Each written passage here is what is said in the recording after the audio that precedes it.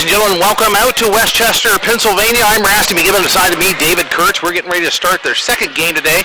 This is Grand Valley State Lakers versus the Penn State Nittany Lions in this pool matchup on the second day. Some upsets already have taken place today. We will be telling you about this one. Penn State dropping the game and yesterday, and Grand Valley winning theirs as Penn State really needs to win this one to stay alive in pool play. So we're ready to go here. Grand Valley in their home whites with light blue trim, blue numbers. Penn State in their road dark blues with the quintessential white helmet with blue stripe down, white numbers. And we're underway here. 1-2-4 matchup here in this pool. Puck comes flying by Gaetano and into the corner. Digging it out there, trying to help out his strain. Wraps all the way around up to the top now. Coming in from his D position. Lakers with their win yesterday over Utah State 6-1. Putting them at the top of their pool. Shot comes in, never makes it on Gaetano. Now bows into the corner. Brought up by Bontazelli. Bontazelli's able to help clear the zone, but the Lakers regain control. Push down in front, now here come the Ice Lions. Hopped up right along the glass, being fought for just inside the hash marks. Lakers have it. Nice pass out there to Claggett. Claggett goes around, gets knocked off the puck a little bit. Into the corner, fighting for it, trying to dig it out. There is Foth. Goes through the skates of Montezelli. Digging for it just there. We're at the line of the goal. Goes up the side of the boards. Now playing it off the glass up to the top. Shot hits off a shin pad of a teammate, and it clears out of the Ice Lions zone. Lakers regroup inside their zone. Long cross-face pass hits off the stick of Merritt. Now he gets pushed against the boards. And now he'll go all the way in on Gaetano. PSU, long throw to the other side. This should go for icing. And it does, and we'll come down to the other end. I think for Penn State, the key for them is to really try to get their goaltender to be able to see all the shots that came through. Grand Valley yesterday, setting a record in my mind in terms of the number of shots, making Willenborg for Utah State see about, I think 69 shots is what they ended up with yesterday. On the other side, starting goaltender for Grand Valley today will be Jared Maddock. Gaetano stops one. This shot sails wide. Will come back out just inside the blue line. Nice tap in there by Russo. Now they're fighting over, forcing them back out to the red line. Lost cross ice dump for Russo. Chasing it over there is Malbec. Malbec pushes away the Grand Valley, but again, the Lakers coming out with the puck. Good hold on to there. Thrown across, banged around in the back of the net. Now Finkhouse has it, tries to get it out in front.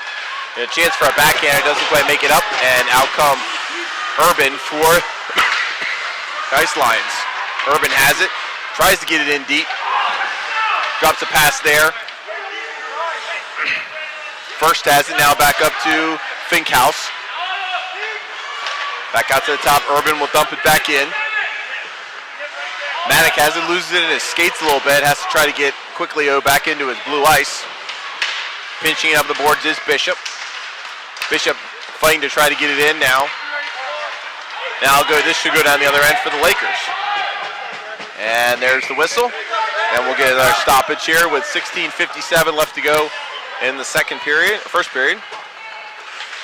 And it's going to take some time, I think, for Penn State to settle down to the tempo that they're seeing from Grand Valley. Grand Valley is a team that definitely demonstrated yesterday. They have no hesitation in pulling the trigger and shooting that puck.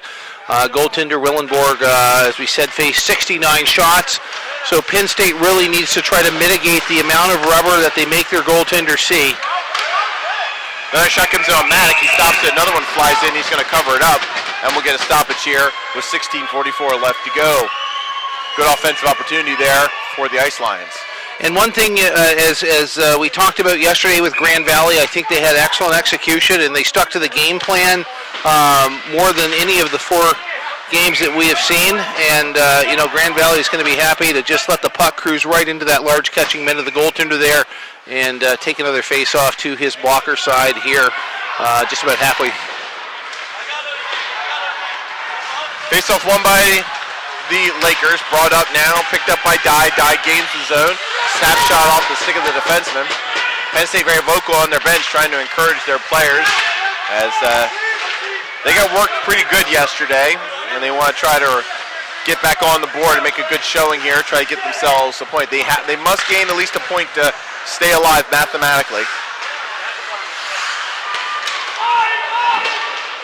Puck stumped in as the Lakers go for a change. Long pass out, taps off of Forney. This will go the other end. Max is going to cover it up. And again, we'll get a face-off deep inside the Lakers zone. So I know it's very early on. We could have some very interesting tiebreaker scenarios as tomorrow Utah State will play Penn State and Grand Valley against NYU. So if NYU were to rebound against Grand Valley and Utah State were to beat Penn State, you would then have 3 teams that are 2-1, which would make for interesting times. But a long way to go in this game. Yes.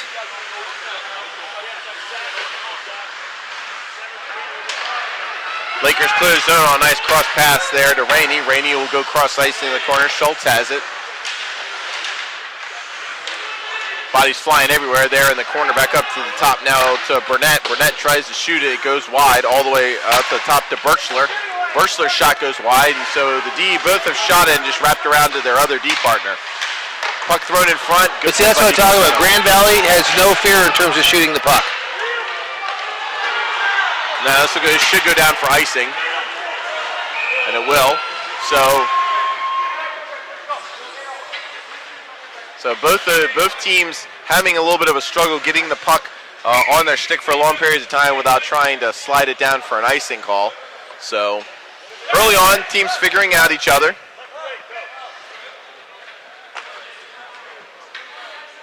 I think tempo-wise, so far Penn State has done a good job, and by putting pressure on Grand Valley, who they know likes to shoot, it gives them less time to calculate where their shots, and we did see in that...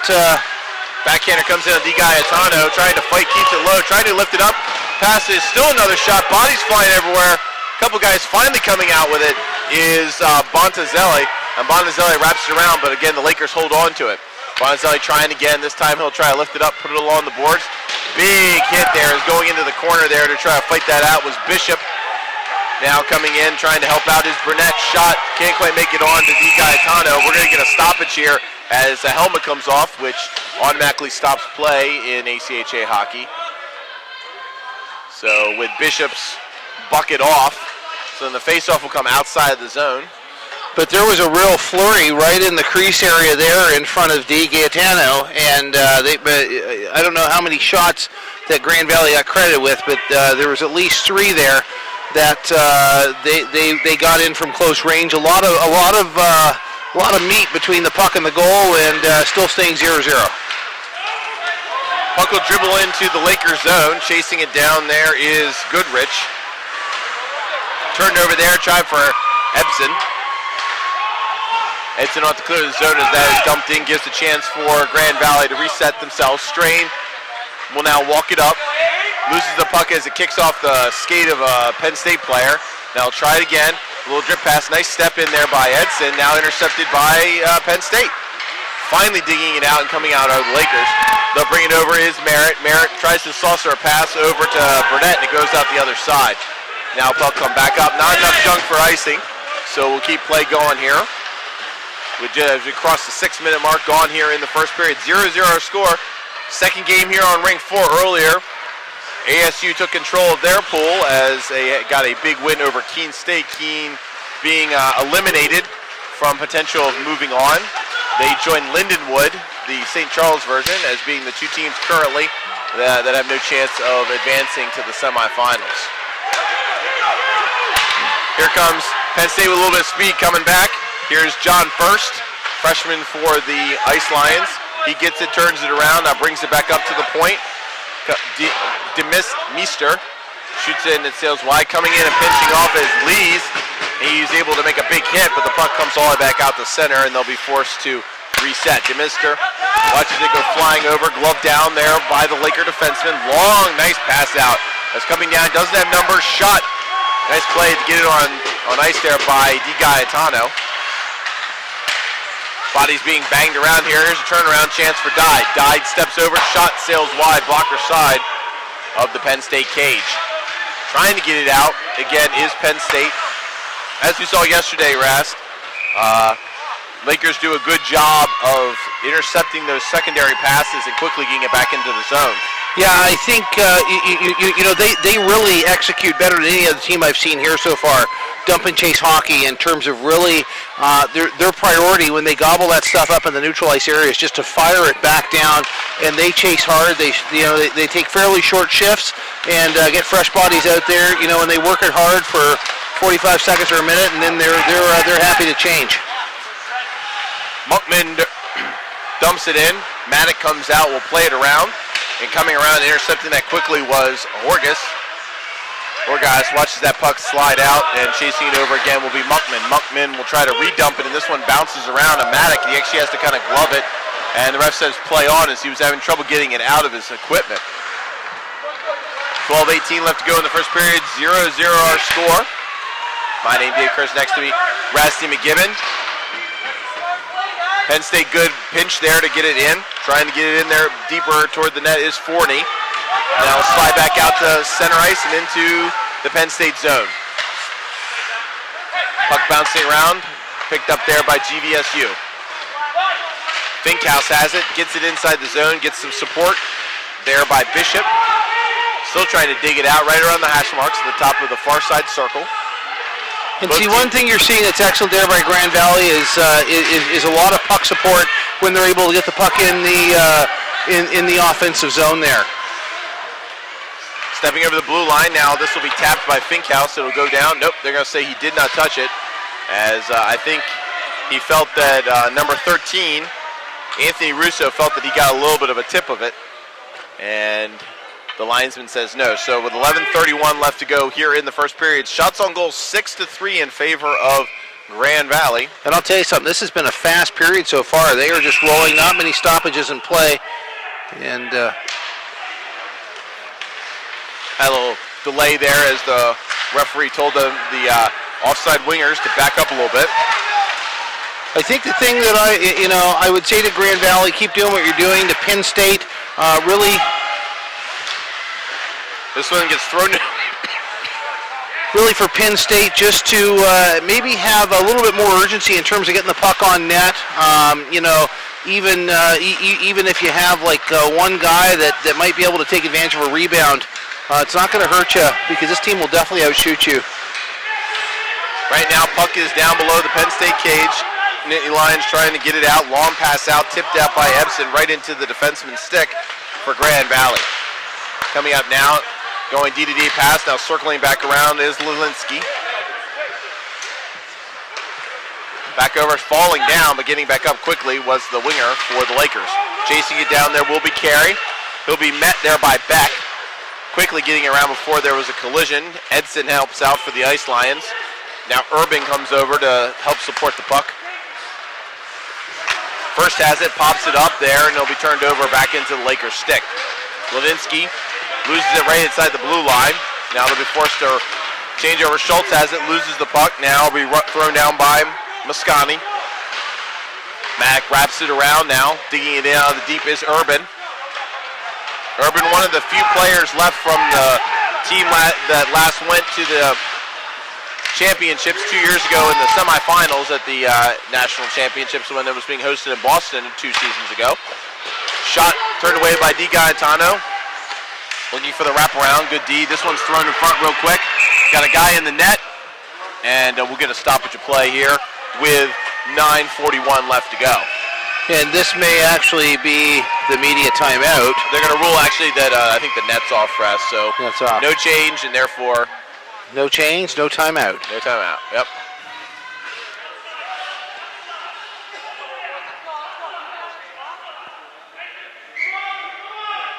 Getting things set up here with about 9 minutes and 40 seconds. They're going to restart this one. Lost 2 seconds on that. And you know, Penn State,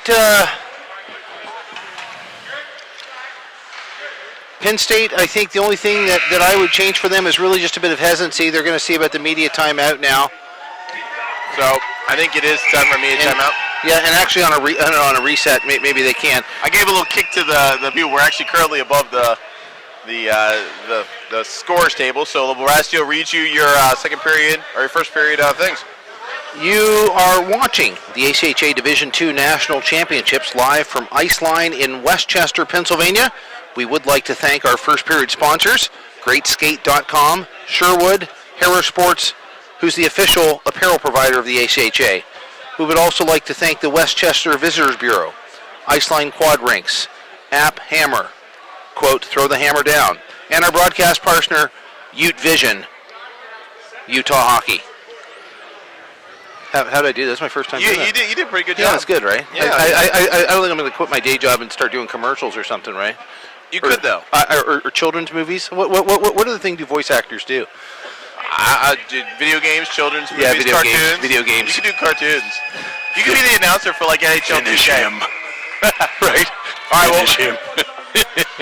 I almost felt like that at the end of the last game. Oh, boy. So we're about ready to get started, underway after the media timeout. We're at 9:38 left to go here in the first period. 0-0 our score in this final session here on Rink 4 for the day. And we'll try to keep you up to date with a couple other scores going on. Right now, last check, FGCU and Michigan State were tied at 1 in the first period. So Penn State wins the faceoff, comes around, nice outlet pass, stepping around, trying to get through. Good play there by Burnett to rub the player off the puck.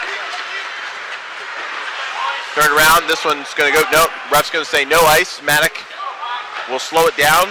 Reversing the flow there is Burnett. Bringing it up, hops over the stick. Right underneath us, our one little blind spot here in the gondola on Rink 4. Birchler has it. Plays it high off, miss pass there, and allows them to dump it back in. Calling this a gondola is a little generous, you know, eh? More of a rowboat. Bathroom? Makes us miss one, right? Hall closet? Yeah, I don't know. Herman has it. Herman's going to gain the line, lost control of the puck. Both teams having trouble really gaining the control of the puck throughout the neutral zone. Here the Lakers able to get in with a little bit of speed. Gillespie gets pushed off the puck by 2 ice lines. Now it's going to be played high off the netting, and that'll get a stoppage of play here with 8:32 left. I think the one thing for Grand Valley, they have got to be patient. And, you know, as I talked to the Arizona State player, McNeely, at the end of the game, you know, he said that as you work hard and you employ your system, it's very hard to become frustrated early on in the game and be like, oh, you know what, we're not getting the results that we would want. But I think for Grand Valley, keep doing what you're doing. It's going to pay off. Keep dumping the puck in hard. A lot of puck support like they're doing, and I think things will play off. For Penn State, I think I would just turn the hesitancy dial down a little bit on shooting the puck when you get in the Grand Valley zone, and this is going to be a really interesting hockey game. Shots right now 9-3 in favor of the Lakers. But as it is, you know what, like they're on pace for about 50 shots. Bringing it up there is Herman. Herman with a little bit of room, so he's going to skate it up, tries to make the pass up to Vincent. Vincent drops it down, gets pushed on the boards a little bit. Passes off just a little bit here sometimes on the Lakers. Here's a high cross-ice dump that allows Penn State to change up behind the play. They get rid of both their defensemen and a centerman. First comes out, is able to disrupt that breakout by the Lakers. Now playing up just inside the boards by Merritt. Merritt's going to take it deeper in. And now you're starting to see, with almost that trap, Penn State has changed up their defensive model in the offensive zone, and really are sending one guy in hard and the other two forwards almost in as deep as the face-off circles. So, you know, it's a bit of a gamble, but the stretch pass could pay off good dividends for Grand Valley. First has a chance, tries to give it back to Mosconi, but his stick had been lifted. This one's going to hit off the netting, and we'll get a stoppage of play here as they're going to say no change for Grand Valley, and he'll stay inside the Grand Valley zone. Penn State changing up their forward line and their D pairing. So you know what? I mean, this period has actually been quite even, except in terms of shots. And Grand Valley really maybe not having the highest quality, but definitely with the highest quantity. And that's something that Penn State is going to have to talk about as they go into this first intermission here in about 7 minutes or so. O'Donnell dumps it in to his numerical partner, Ladinsky. Whoa, as Max went down, as Ladinsky came out pretty tight there on the cage. Coming in quickly with some speed is Little. Tries to throw it across, has two guys in front. Puck hits on the outside of the cage. DiGaetano trying to find it, having a little bit of trouble. Now it comes back over to Little. Little looking to try to get a shot, loses it a little bit. Bam, hits it. I don't know if DiGaetano ever saw that puck. Little holds the zone. Now it clears out. Wow. No call on the slash by the ref as Horgas got the stick taken right out of his hands. Matinsky, and we are going to get our first penalty of the game. Looks like it's going to be on Penn State. So with 6:05 left to go here in the first period, a cross-check called on Penn State, and that'll put Grand Valley on the first power play of the game. And you know what? From from seeing what we're getting out of these two guys, it really appears it's going to have to be something that is pretty blatant for them to make a call. It's a little bit different climate than what we saw last game, where really I don't know how many minor penalties, but I would say total for the game there was probably in the 10 to 12 range. We know that there were 5 or 6 in that last period. Yeah, we had 5 in about 2 minutes. So the Lakers will be on the power play. They were dangerous yesterday as they tried to go backdoor Latinsky, but it kicked off his skate. Now chasing it over is Rainey. Taking it around behind the net, trying to get it over. Latinsky's pinched down from his D position. And here comes Penn State. They have a chance. Edson throws a long pass over there to Singley. I think it would have been better maybe if he had tried to go down and take a shot instead of making that long pass on a kill. Either way, the Lakers get it back, try to throw it into the middle. Shot doesn't, makes it on to DiGaetano, just envelops the puck, and we got a stoppage here. DiGaetano there staying in on the blue ice in his crease, but squaring up. He's a tall goaltender, really just in there and squaring up to the shooter, and really not much mesh there to shoot at, as he really cuts off all angles and blocks off any angle there. He's the 6'1" junior. Another shot makes it on here. It's a shot from the point, makes it all the way through, hits off a couple pads. Now Finkhouse has it, trying to circle into the high slot. Backdoor shot. Good play by DiGaetano to deny that. Now it's being fought over behind the cage. Stepping over to pick that up is Bishop. He's got a little room to work with. Now up to the half boards. Claggett gets his pocket pick. Holding it in there. Now it'll be thrown back over to Finkhouse. Finkhouse chases down first, meets him there. An excellent job of cycling there. But I think what you need, this is kind of a quasi. It's not an active box, it's not a passive box, and really Penn State needs to decide. Throwing right out in the front, stepping out of the corner was Finkhouse. He got all the way in, but got the puck knocked off his stick at the last second. Here's a shot. DiGaetano gets it not tapped, but he's able to grab it and glove it down, and a little pushing and shoving afterwards. Good stop there by DiGaetano to stay with that puck after it was tipped. I'm going to tell you, and he has gotten a workout the last 45 seconds as he has responded to the call and been across and cutting his angles off, and in that one was able to get in a position to see that puck coming in and was able to glove it down, and almost reminiscent of Patrick Waz. He held up in front of him and let the linesman know, I got this. Shot sails wide. We got 20 seconds left to go in the 2-minute minor on the cross check. Now going around to the top, trying to throw it over. Got it on the backhand of Kalinsky. Not really know what he wanted to do with that. Hops over of Goodrich's hands as it flies out of the zone. Allows him to clear at least temporarily. Back to 5-on-5 action as Lees jumps out. So Grand Valley 0 for 1 on the day so far. Forney has it. Steps over is Solinsky. Solinsky throws it in front. Has a good opportunity there for Forney, who was trailing on the play, but he couldn't quite get his stick on it. Now back comes Grand Valley. They gain the blue line, gain the red line, and then into the zone. Wadinsky loses the puck. He'll go chase it down. Turning around, trying to pick up with it is Beck. Beck has a little bit of help thrown across to really nobody in particular. It does clear the zone. Rainey gets knocked out, gets hit in the air twice, then gets tripped up. Now comes back up to the top. Shot, never makes it on to Di Gaetano. A lot of bodies in front. This one's going to come down. It should be icing. And I'll tell you something, that is one where size matters. Di Gaetano, big guy, able to get down in that butterfly, and he just made himself look big in that net. And the puck hitting him just outside of that Nittany Lion, or Nittany Ice Lion, or Ice Nittany Lion on the chest, and able to knock that puck down in front of him. I'm starting to think every time I say something funny you cough. I don't know. I'm going to have to. That's pretty much what it is. I don't know. Just stop being funny. Yeah. Little has it. He's able to hold the zone, wraps around, down to Schultz. Now Vincent will try to play it off the glass, and it hits off the netting, so no change for Penn State. So after an icing, and then they're playing it off the net, you got some tired Ice Lions out there.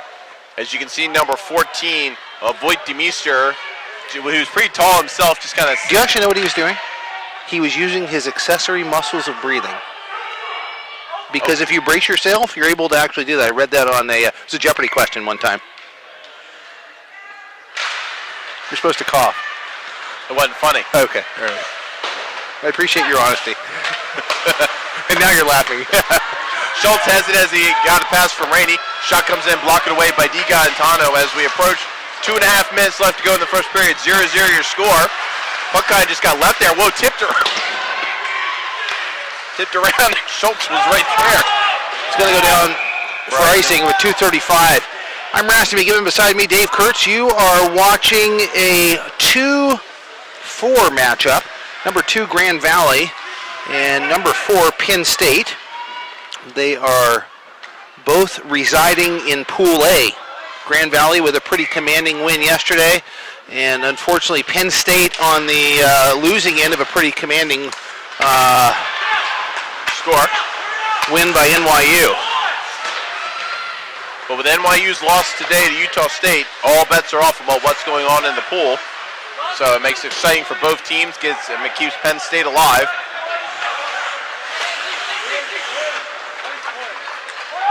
Puck comes in on Di Gaetano. He's just going to put his stick down and stop that play right there. And I think you're going to see a lot of that, Rast, over the last 2 minutes of this period. I think for Penn State, after what happened yesterday, you getting out with a 0-0 right now is something to be happy on, something to build upon. Well, I mean, here's the thing. Penn State is on pace to have about 10 shots this game, which just to be very transparent, is not going to cut it. So, here in the next 42 minutes, they have got to find a way to, get the offense going. And maybe it's going to be the fact that they're going to be, for the remainder of this period, 2 minutes or less, on the power play. So this is really, their opportunity to get it to really get it going offensively. For Grand Valley, we know yesterday they employ, my preference is an active box penalty kill, and so they are going to be out. So basically, you do not have a lot of time to set up. When you get that puck, you got to pull the trigger, which they just did. Yeah, and clock didn't start for about 3 seconds there. So that's called a bonus. So the 2-minute minor will be on Tommy Carey. I didn't actually see what it was for, did you? Cross-checking. Cross-checking, okay. That's 2 cross-checkings this period.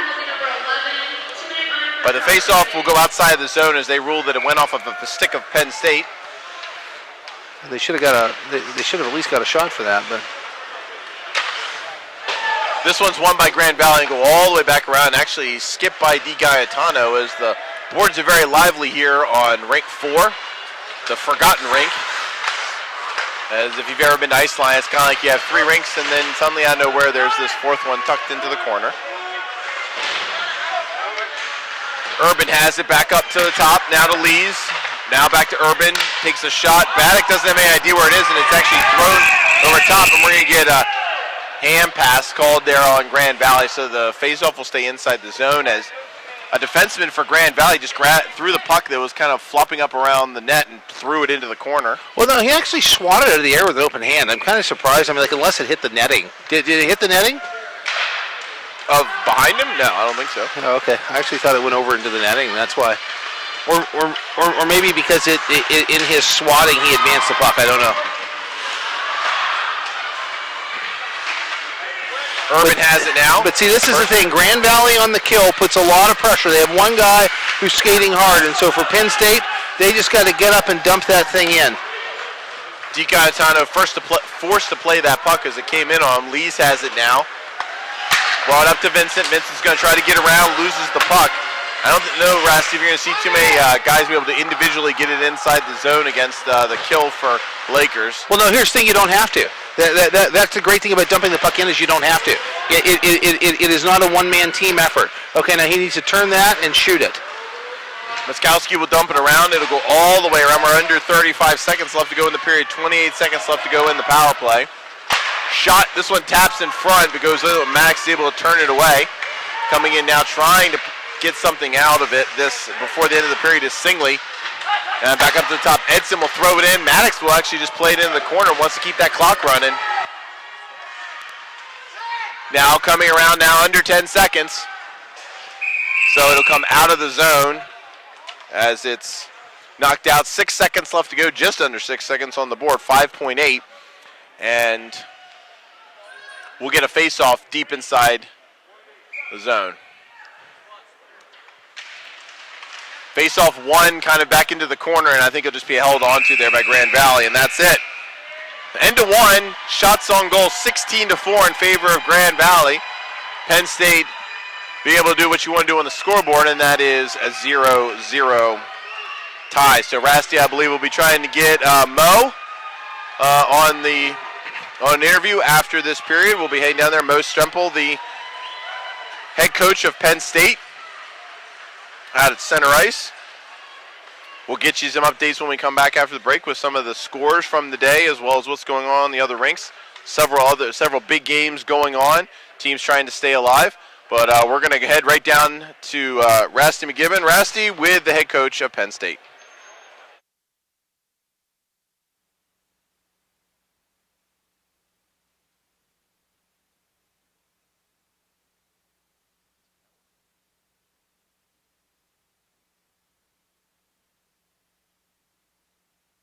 I think if we do that, we're okay. I mean, this is a fast, tough team. So it's a fast team. Yesterday they almost got 70 shots on goal. And how do you gain the zone and and get your guys just to generate chances? Well, for us, we're better deep. So we need to get the puck in deep and go get it. And if we can do that, then we're usually successful. We're not going to try to do anything fancy through the neutral zone. They're stepping up on us and stuff. So we're going to try to eliminate that by getting the puck down in the zone. You got a big goaltender, and when he gets down in that butterfly position, there's a lot of body there, and there's a lot of blue jersey covering up the netting. Just speak briefly as to how he's been for you guys this season. Well, we've been bouncing back and forth between two goalies, but they're both outstanding. And they didn't have the best days yesterday, but generally they're very good. But this is a pretty good shooting team. We watched them yesterday, and so they can find the holes if you leave a hole. So we got to make sure we're not doing that. Mo, thanks very much for this. Good luck at the next 40. Okay, all right, thanks a lot. Thank you. David, now back to you. Thank you very much, Rusty. That was head coach of Penn State, Mo Strempel. And we'll be back in about 9 minutes with the second period. Once again, day 2 of the ACHA Division II National Championships presented live on Utes Vision and Utah Game Day Live here at Westchester Ice Rink. 0-0 our score, Grand Valley and Penn State. We'll be back in 10 minutes.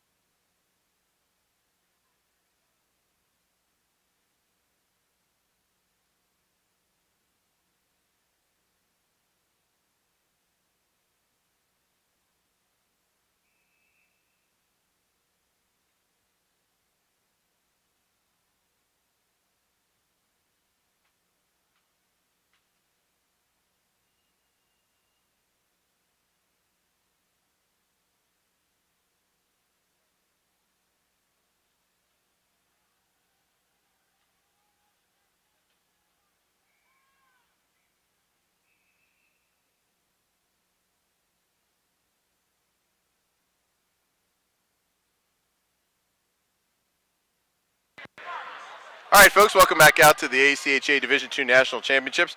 My name is Dave Kurtz. I'll be joined just a moment by Rasty McGibbon. We're underway here. I know. Once again, last time we were a little bit late. They had to wait, and this time the refs just wanted to start the game early. It's just brutal, isn't it? Brutal. It's all right. But we're okay. We're okay. These guys want to play. And Penn State coming out, leading the charge as they get the puck into the Grand Valley zone.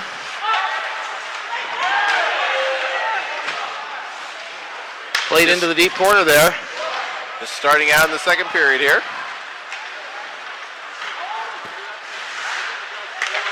Grand Valley will dump it in. Now going to the court, chasing it down is Claggett. Haven't heard much from Claggett today, as yesterday it seemed like he was shooting at all times.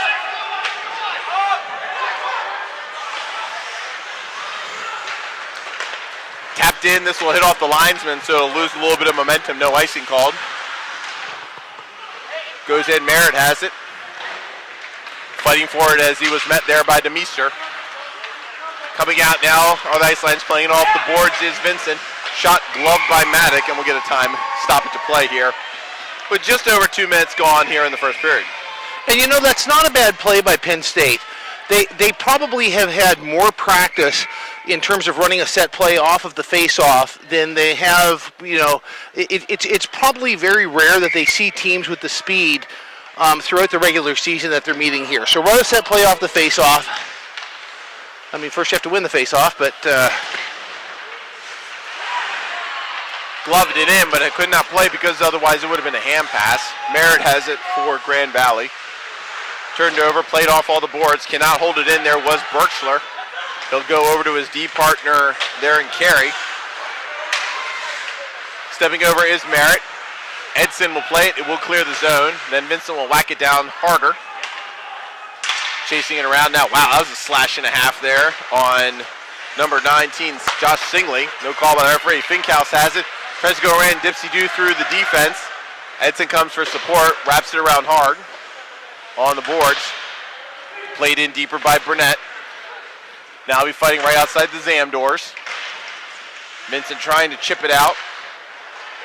Wrapping around, looking to try to get into the thing. Shot.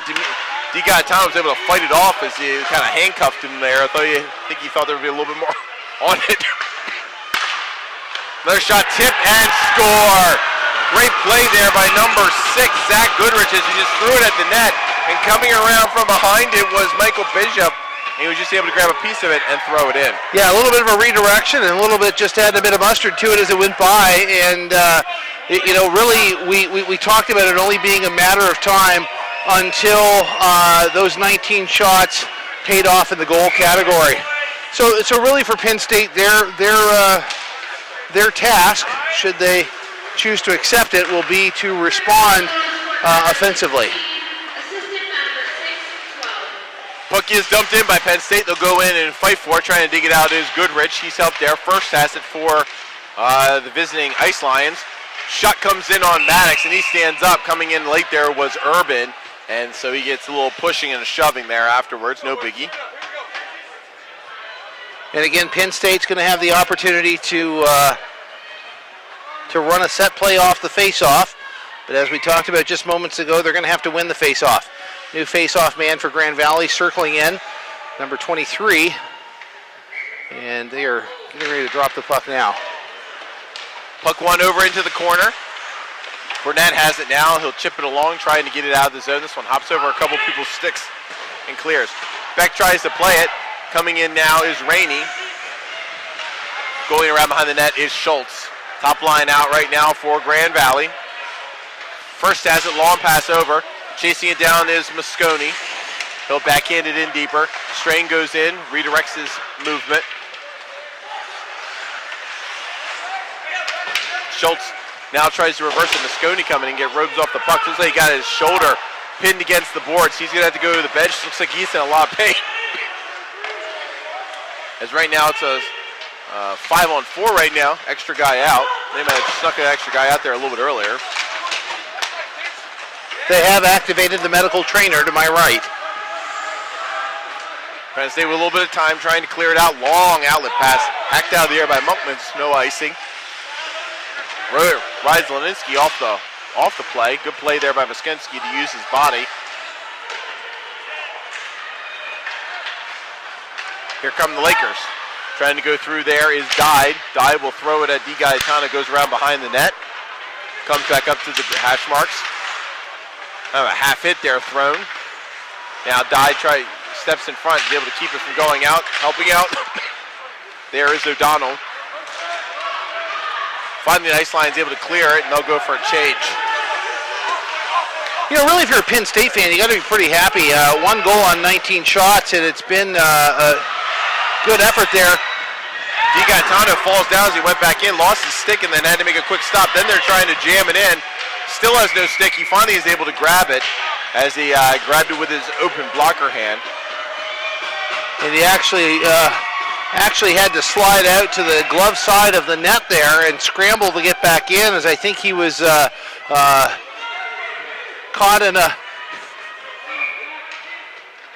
caught into whether to go after his stick or to get back in position, and thank goodness he did get back in position, was able to close off the low blocker side of that net. Shot from the corner is turned away by the ice lines, and they'll come in and dump it in. Max has it, continues to ring it around over to Merritt. Merritt will reverse his play, come out from behind, throws it over, missed pass, forces Burnett to back up. Now they'll reset again. Over to Merritt. 2 guys standing right there, but somehow they come out with it. Coming over is Carey. Carey looking to throw it in the middle. Di Gaetano just gloves it like you would see an infielder. And he raises that up to let them know, let's stop play and get a little squeeze of the bottle there and get ready for a face-off. Grand Valley inside the Penn State zone, and they're going to get fresh bodies out on both sides. 1-0. Grand Valley cashing in very early in this second period after they had about 19 shots on net in the first. And again, cruising to a greater than 50 goal, as we are going to have a penalty here with a high stick. So that will put Grand Valley. Nope. Looks like it's going to be Grand Valley on the kill. So Penn State will get to go on the power play, down 1-0. So that's a big opportunity here for Penn State to try to tie this game up, as they'll go on have 2 minutes or less. Well, and you know what? I mean, Penn State defensively, I think, has done very well against Grand Valley. I mean, in terms of goaltending all the way out. But, you know, this is their opportunity to really generate some offense. And Mosconi was able to hold the zone at least temporarily, but now will be thrown down to the other side. Di Gaetano will hold on to it. The ice lines will set it up. Good forecheck being applied here by the Lakers. Coming up quickly with some speed is Singley. He loses the puck as it goes in, but they're able to hold on at least temporarily, but now it'll be thrown down. And again, excellent penalty killing being applied here by Grand Valley. And you know, really, you can feel the sense of urgency by Grand Valley when there was the opportunity to just, without shame or reason, fire that puck out of the zone. They're absolutely going to do it. They're able to set it up. Shot. This one tips right by Maddox as he had gone down to the butterfly, and then it was redirected. Mosconi has it. Tries to throw it. Hits it right off the skate of Grand Valley, and they have a 2-on-1 coming back the other way. Throws it forward to Rainey, who just misses it as he was been completely sprung. Now he'll just dig it deeper into the corner. Singley has it. Now being brought up by Edson. Long pass out. Picked up there by Horgus. Edson tries to have it, misplays it. It's going to be a race to the puck. Schultz is able to get a hold of it. He's going to go around behind the net. Throws it in front there. It's tipped away by the defense. But right now it looks like Grand Valley with the power play versus Penn State. 36 seconds left to go on the power play. See, and that's an opportunity where the puck's got to go in deep. And even their coach alluded to that at the first intermission. They need to get the puck in deep. And there you see, they just burned 10 seconds off their own power play by trying to get.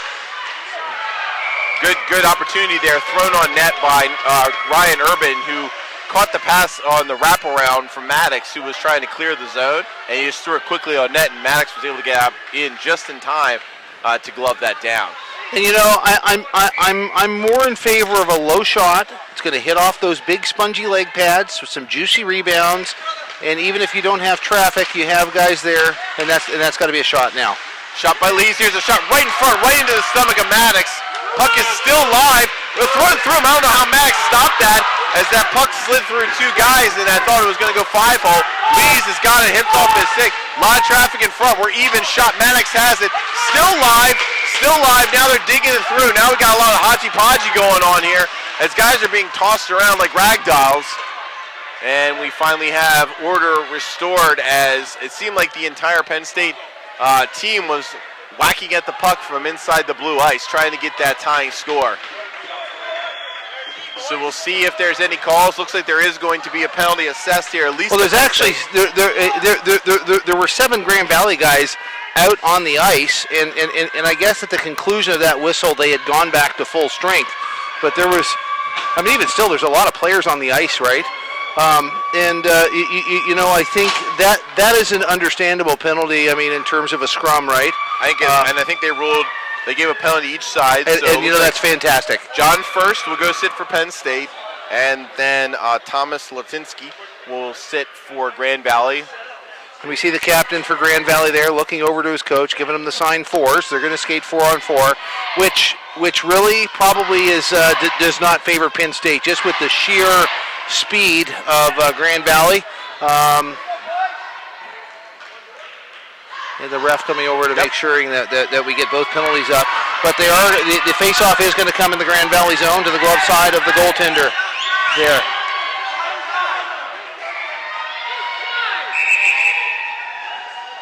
And Grand Valley wants the face-off outside, but I think what they're going to say, because the defenseman for Penn State came in on that.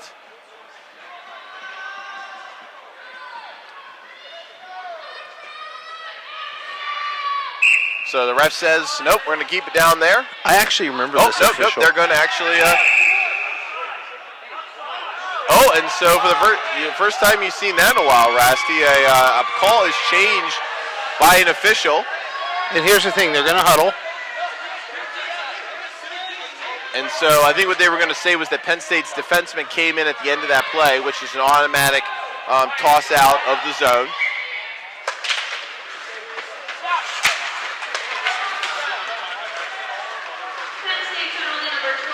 So we'll be back underway now. Both teams trying to get control of it in the neutral zone. Penn State able to get it in fairly deep, but Grand Valley wrapping it around the boards over to Claggett. Good rub off there to try to get that play. Here's a shot. This one comes in and Max gloves it. And you know what? That is not a bad play. That is not a bad play. My only criticism of that is get that puck in low, make those big leg pads, made the save. A bigger opportunity for juicy rebounds, and that guy that is shooting into the crease area then gets the opportunity to take advantage of that. But getting the puck on goal is definitely good. They have tripled their shot total from the end of first period, which was only 8 minutes ago, as they ended the period with 4 shots and now have 12. So Penn State definitely having gotten the message from their coach Mo Stremmel at the end of one period, which is just shoot the puck. Here comes Grand Valley. Schultz tries to get in, throws it across, nobody home, as they had D. Gaetano down, and Penn State able to clear it out, throwing it across. Nice tip set there by Singley out of the air, which keeps it from being an icing call. Comes up now, Lees has it. Just flutter it back in. Yeah, it's great to flutter it back in. You got to have somebody there that can put a bit of pressure on the puck in there. Edson has it, tries to throw it in to Singley, who was streaking, but it hits off the stomach of a Laker, and in comes Grand Valley. Shot, this one sails wide. He's tried to go blocker side high. Singley gets pushed against the boards. Now both teams trying to dig it out. Burnett has it. He gets pushed against the boards as it goes in deeper. Good forecheck being applied here by the Lakers. Now Singley tries to return the favor. Burnett holding on to it, being able to push off the bigger players. This one's backhanded. Di Gaetano down, but nothing comes on him. 35 seconds left to go in the 4-on-4. We're approaching the halfway mark here in the second period. 1-0. Grand Valley getting an early goal here in the second period after the scoreless first. Net gets knocked off, and they're going to say it stays inside the zone, as Grand Valley was the one that knocked it off. 21 seconds left on the Coincidental Miners. They're skating 4-on-4 until then. They will come out and make it full strength. 1-0 Grand Valley on an early goal in the second period against the Penn State Nittany Ice Lions. That is an absolute mouthful.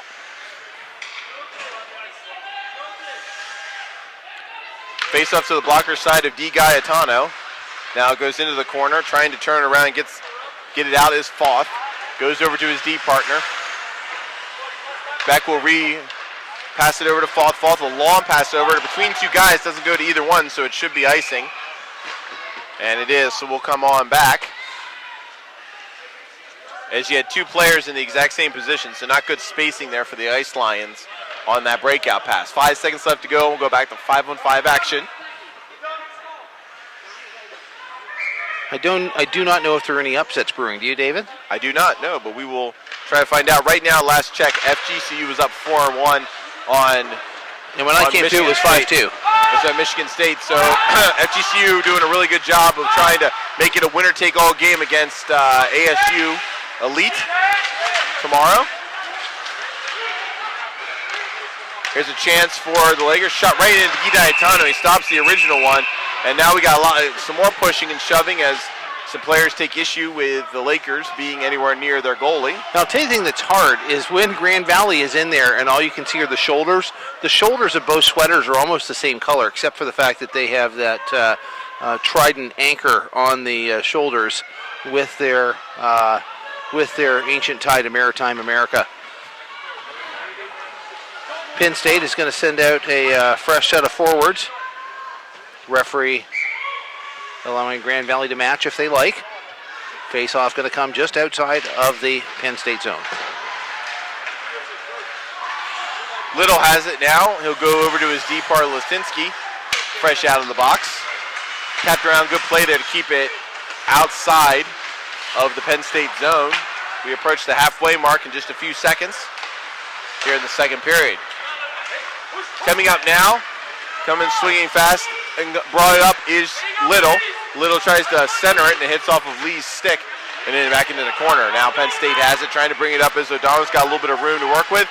Passes it up, tries to get through. A little bit of, goes right in on Maddox and he's going to cover that up as he had number 21, Jake Zimmerman, coming in on him pretty hard.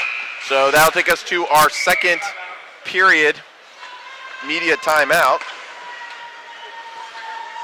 We would like to thank Gong Show Hockey, Warrior, and Howie's Hockey's Tape, the official tape provider of the ACHA. We'd also like to thank Westchester Visitors Bureau, Iceline Quad Rinks, App Hammer, and our broadcast partner, Utah Hockey with Ute Vision. You're watching this broadcast in Ute Vision, and what that basically means, last year we were able to pioneer that these games would be able to be streamed for free on YouTube. The fantastic thing about that as well is that they are being archived for your viewing pleasure today, tomorrow, and 10 years from now. When you can show your future wife, look, I used to play hockey. I was athletic. I used to play hockey. That's probably never good. Then she's going to want you to say, well, why can't you go clean the garage then with all that extra energy you had back in the day? I would tell her garage is man's territory. Well, either way, the faceoff will take place deep inside the Grand Valley zone on the glove side of Maddox. It's like that time I remember you told Sarah, why don't you go clean the kitchen? You remember that? No, because I was probably I was knocked out if I ever said anything like that. She would have clubbed me right through the skull. You know who's wearing the pants there, my friend? Yeah, I'm okay with that. Yeah. Being fought over inside the zone. Now coming out with a little bit of speed. Here, stepping through his fink house. Flies up and then lands over in the corner as it went off a couple sticks. Coming out now, circling, looking for that pass. Now back up to the top to Strain, who's just going to dump it back down low. Bishop has it. Now back up to the top. Trying to continue the cycle that is so effective here for Grand Valley. Throws it out, taps it around. This is going to hop out. There's a chance. Not exactly sure what number 10, Colin Sodinsky, was doing there, as he might have been able to have a little bit of a breakaway, but he instead tried to rub out the Laker player on that. But either way, Penn State has the puck, trying to get it in, taps it right along the blue line, being fought over. Coming out with it, still having it, is Bunzelli, and it'll just come in on Maddock, and he's going to cover it up. grab it out of the air and hold on to it there. It's funny, the guy falls down, he's looking right at the ref, and the ref just puts his hand and says, it's okay, just calm down, And I don't know if you picked up, but that far ref, he's got a really thick accent. And it's not Asian. You coughing again. Because it was funny again. Okay. Penn State able to stem the tide of the Lakers right there on a tap in, but GVSU able to hold on to it. Merritt has it. He'll step over the red line, dump it on the cross ice. Puck flitters into the corner. Chasing it over there is Claggett. Now back around, Claggett watches it go through his skates, tries to get it on to Vincent. Might have had a chance there, but it just keeps going back, and now defense for Grand Valley will get it back out to center. Claggett has it now, is going to look to try to pass it over to Carey, gains the zone, goes into the corner. Carey trying to fight, gets hit, knocked down pretty hard there. It'll be wrapped around, chased in there by Bogdash. Comes in, doesn't make it on. It's been a while since we've really seen a Rasty consistent scoring opportunity for either team. No, really since just that man advantage that we saw at Penn State, and that probably has been their best scoring opportunities of the whole game in 2 minutes of clock time. Chasing it now will be Nicholas Bogdash. Rainey steals it off his stick. Schultz has it, tries to center the pass, but is turned away, held on to by Little. Little shot, wow, a lot of traffic. And Di Gaetano had no clue where that was, but ended up in the netting back behind him. He was able to get that big blocker on it and direct it up over his head, but he saw that one coming late for sure. 26-13 the shots, which if you're a Penn State fan is a huge improvement over that 19-4 deficit that they were at the conclusion of the first 20 minutes. I'm Rasty McGibbon, David Kurtz beside me. There's a blast from the past. That's the biggest compliment. No, I'm joking. Shot, this one goes over the top of the net. Di Gaetano trying to spin around, getting back in to his net as he was trying to find that puck. Urban has it, long pass over. Nice grab by First. First is going to try to get it in, passes it over, and throws it in on Maddock. That was a good play there by Monkman to get that on net. Pinching in from his D is Lees. Now we got a penalty as being knocked down there was number 20, Frederick Monkman. So that's going to put Grand Valley on the penalty kill and give... and I think they're both going. And that would not have been the original call then. That meant that Penn State cost himself a power play. Yeah, that unfortunately is a real lack of discipline there. That's a real lack of discipline that unfortunately is going to cost them. That's the second penalty on First today.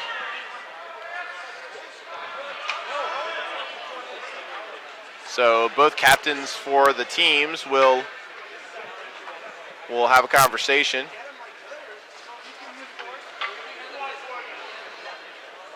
Penn State's Ryan Urban having a conversation with one of the officials. So we're back to 4-on-4 action here for the next 2 minutes. It's great. I think that ref's Russian. He goes, "Listen, he did this thing right in front of me. What choice do I have but to call penalty?" 6:52 left to go in this second period. 1-0 Grand Valley. And Penn State almost had a man. And if I was the coach Mo Stemple for Penn State, I'd be pretty frustrated because you really haven't been able to generate much in the way of offense in this game, and you finally got a chance for a second power play. This one's stolen right off. Sean Di Gaetano, rebound, missed that by Hamilton, as this puck's going to go up into the netting.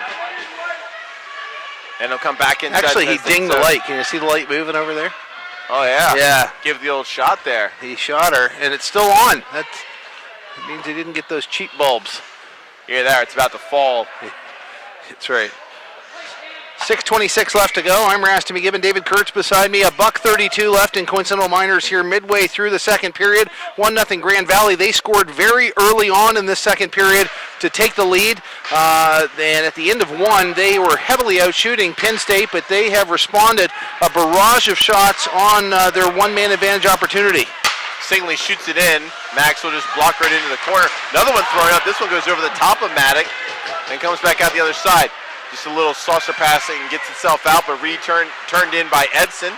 And chasing it down there will be Singley. He'll be met by Burnett. physicality starting to pick up a little bit after those 2 minor penalties. Back up to the top, picked up there by DeMeester. Entry pass to Edson is turned away, but he's able to hold on to the zone, back it in. It's a weird off the half boards, like right where the glass begins again after the Penn State bench, and this will allow the Lakers to be able to hold on to the puck. They're going to skate it up, go through, nice step through there by number 17, Bonazelli, to slow down their rush. Stepping up is DeMeester, he's going to gain the red line, dump it in. Maddox comes out, plays it, he'll play it high off the glass, rolls it all the way around to Merritt. Merritt's going to lose that puck. Nice pick by Monticelli. Out to the front. Oh, almost to Vincent.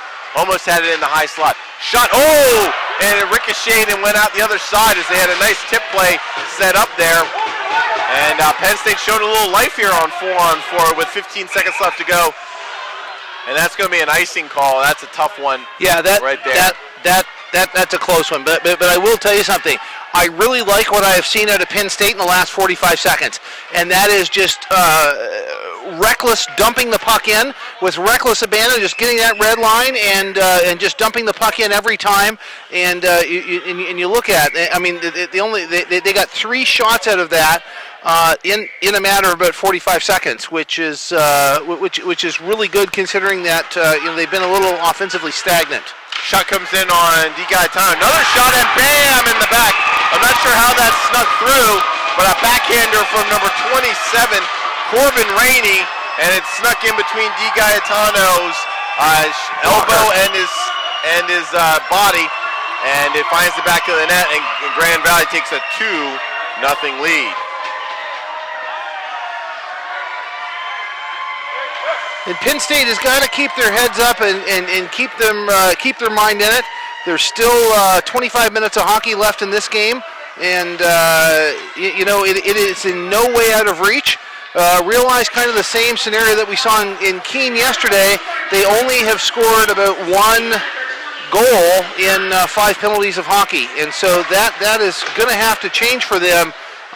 If they do not want these next 25 minutes to be their last that matter. Right now the puck is about 200 feet away from where they want it to be. If you're a Penn State fan, as that puck just gets turned over, but it's able to be brought out by Urban as he'll just push it deeper into the zone. First will come out fresh out of the box for his 2-minute cross-checking minor. As now you have a chance. Urban has it in his skates, tries to throw it in the front, tapped in front. Oh, falling down is Strain. Coming up now, the top shot. This one's ricocheted. Whoa, right through the glove. And it goes out the other side.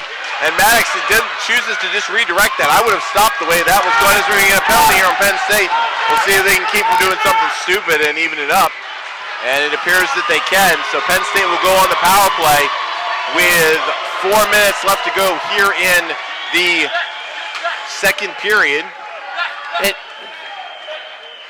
So a 2-minute minor is going to be obsessed. And you know what? Really, if Penn State needs to rest their guys, not a bad time for a timeout. I mean, I realize, but the game may be out of reach by this time next period. If you really need to use it, I would rest my guys and have fresh bodies out there for this power play opportunity. You know, we know at the end of the first period, Penn State had one, but tapped in front for Maddox. He's able to redirect it. That was a good face-off win and a set play. As Rassi likes to say, he likes to see shots. Edson has it. Now back over. And see, it's got to be a shot. A little too much time getting it too close to the body. Walking across is Edson, just watches it hop over his stick. He'll saucer pass it over there to Beck. But Grand Valley, the only people there. Now Beck will bring it over, tries to get through. Got a little lucky there. Throw to front, tap. Oh, and he just whiffed on it. Singly had the whole glove side. Edson walking in, will fake the shot. Good fake as he had the defenseman stopped right there as the winger on the kill had committed to the shot. And Edson will keep it in. Actually has 2 guys in the same place. Now they spread out. Tapped right in on Max. He has no clue where it's at as it's underneath his leg pads. As now he got a lot of pushing and shoving afterwards. And if I was Grand Valley, I'd be worried about picking up an extra penalty there.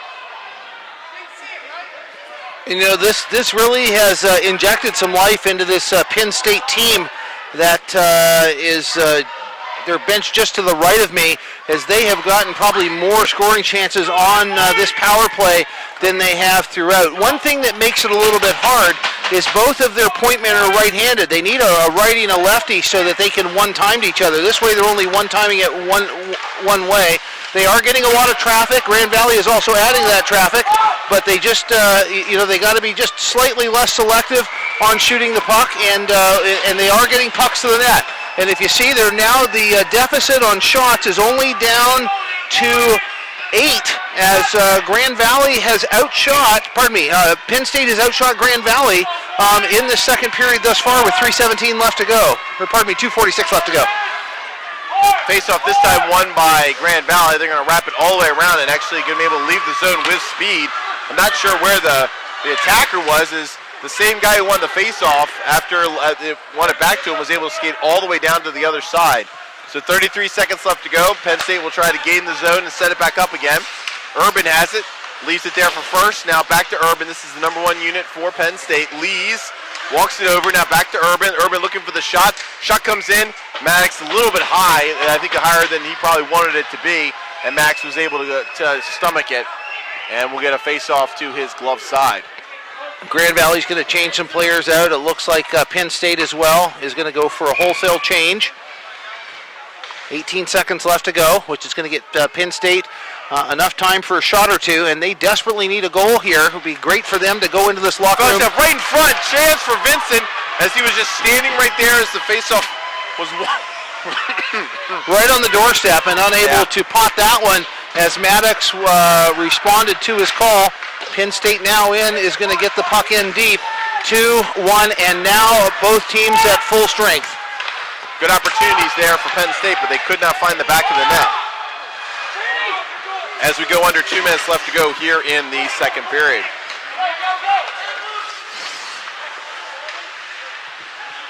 Grand Valley now just comfortable getting it out of the zone, I think, for them.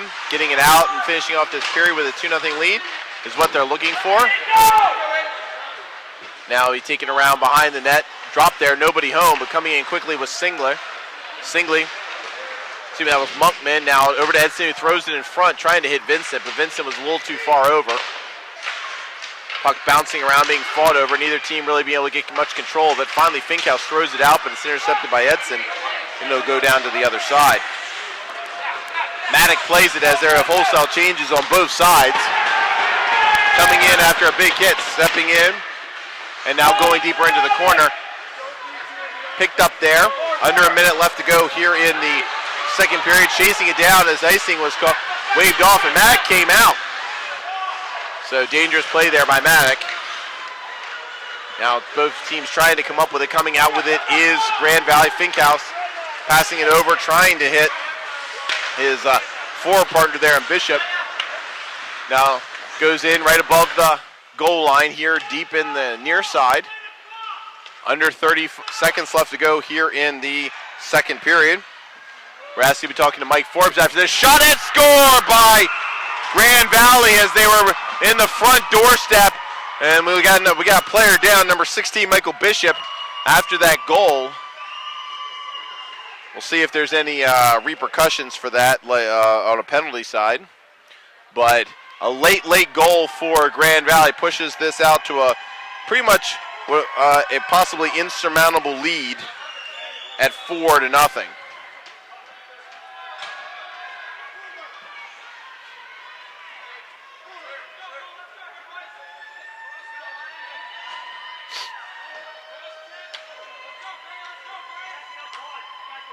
So with 4-0, 22 seconds left to go, shots now 30-21.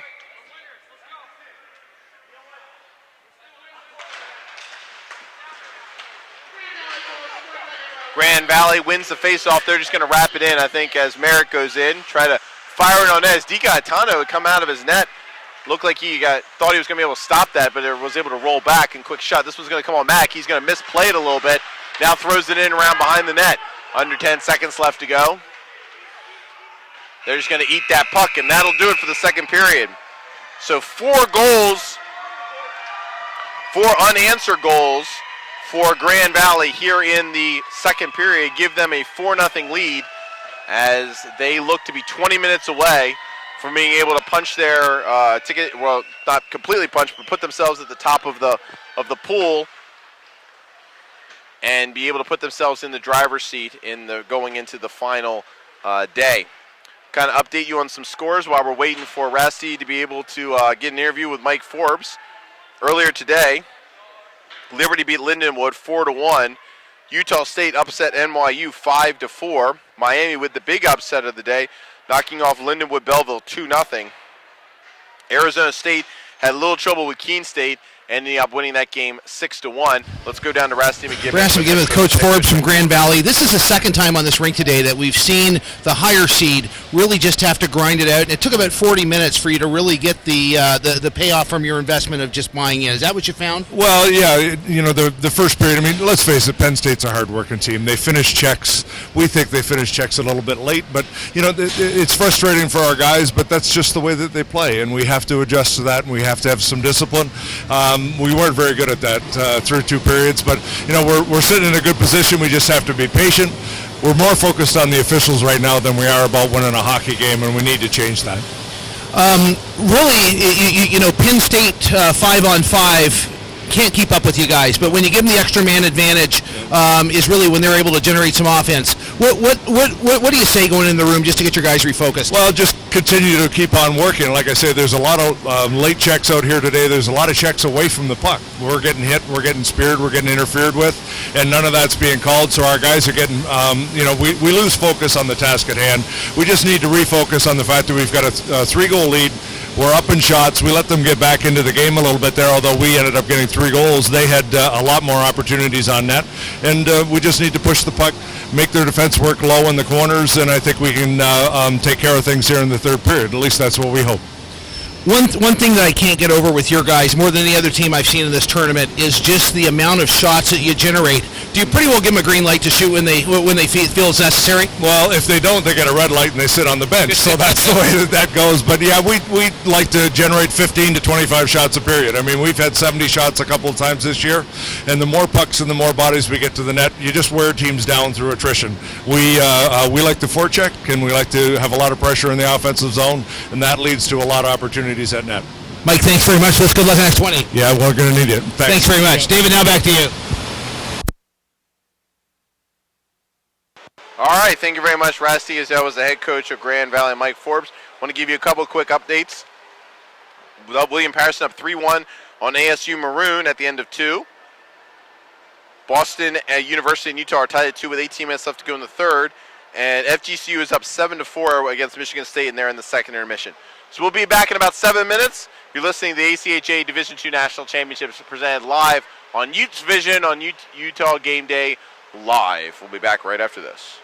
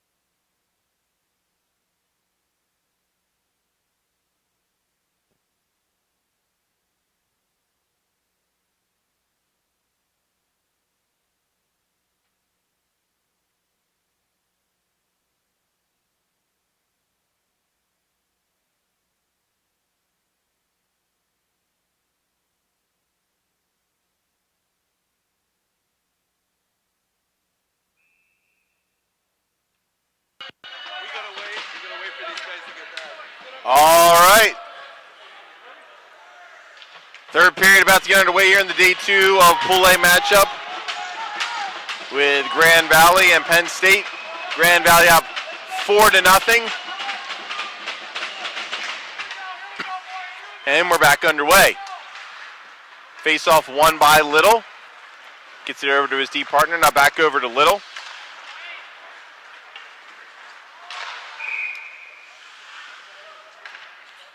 D Gaetano will smother it there.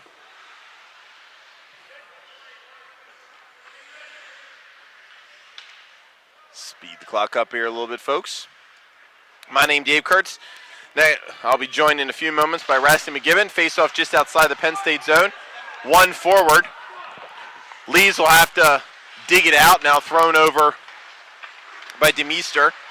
Stepped up there by Forney. Coming in is Bonazelli, and he was offside, so we'll get a face-off just outside of the Grand Valley State zone. Couple updates on score. 7-4 Michigan State, and about halfway through the third period.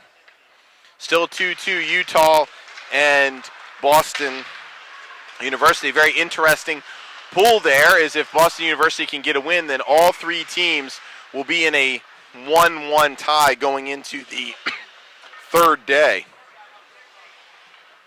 And that is always interesting for the tiebreakers and the moneymakers.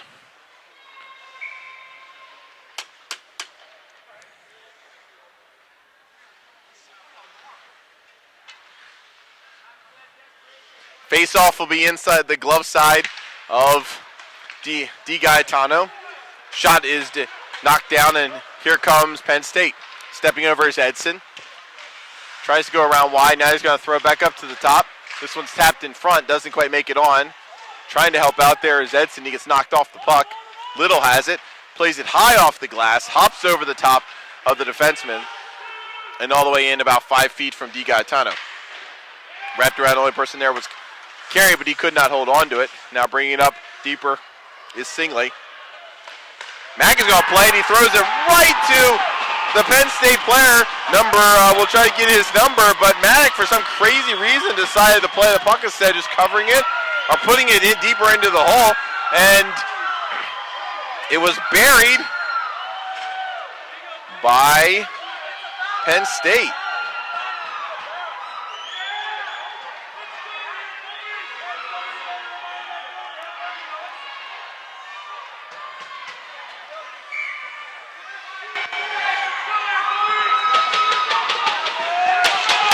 Penn State has answered. They need 2 more, but I thought it was 4-0. no, it's 3-0. Really? Yeah. Well, that was just a. Figment of your imagination. We'll take one off the board there. As Penn State not going away quietly in this game. Now they'll try to fight to get it outside of their own zone. First, trying to pop it out. They throw it popped up into the air by Birchler. Birchler still fighting to keep it in, doing a good job against 2 players. Finkhouse has it now, tries to pull the puck through.